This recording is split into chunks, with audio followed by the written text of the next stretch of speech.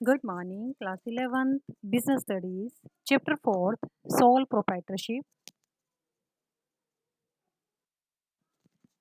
Today's topic is limitations of sole proprietorship. एकाकी स्वामित्व की सीमाएं. अब हमने इसका मीनिंग किया, फीचर्स किए, इसके बेनिफिट क्या क्या होते हैं एकाकी स्वामित्व के. आज हम जो क्या है इसकी सीमाएं क्या क्या हैं, क्या क्या इसकी बाउंड्रीज हैं, क्या क्या इसकी कमियां हैं, वो हम पढ़ेंगे. फर्स्ट है लिमिटेड सोर्सेज ऑफ कैपिटल, पूंजी के सीमित साधन. अब हमारा जो सोल प्रोप्राइटरशिप होता है, हमने क्या कहा था कि इसमें एक ही पर्सन पैसा लगाएगा, वही मालिक है, वही सारा काम देखेगा, जो लाभ है वो भी उसी का, हानि है वो भी उसी की.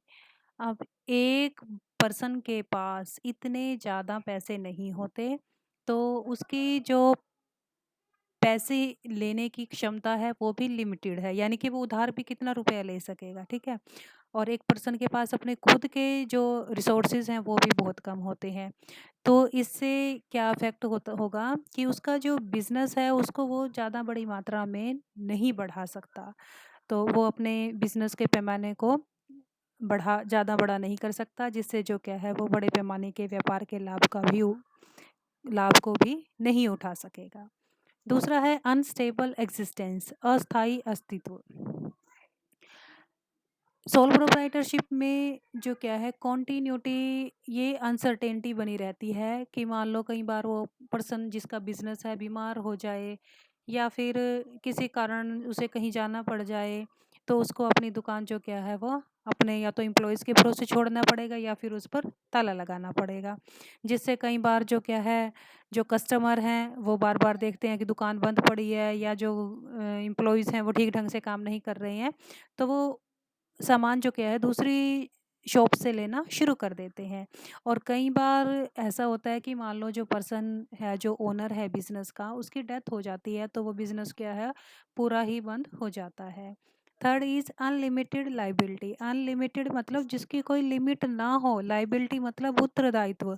दायित्व इसमें जो मालिक है बिजनेस का, उसका दायित्व अनलिमिटेड होगा. अनलिमिटेड मतलब अगर मान लो बिजनेस में बहुत सारा रिस्क आ जाता है या बहुत सारी लॉस हो जाता है, तो बिजनेसमैन का जो यहाँ पे ओनर है उसको अपने घर तक की प्रॉपर्टी बेच करके वो सारा लॉस उठाना पड़ेगा.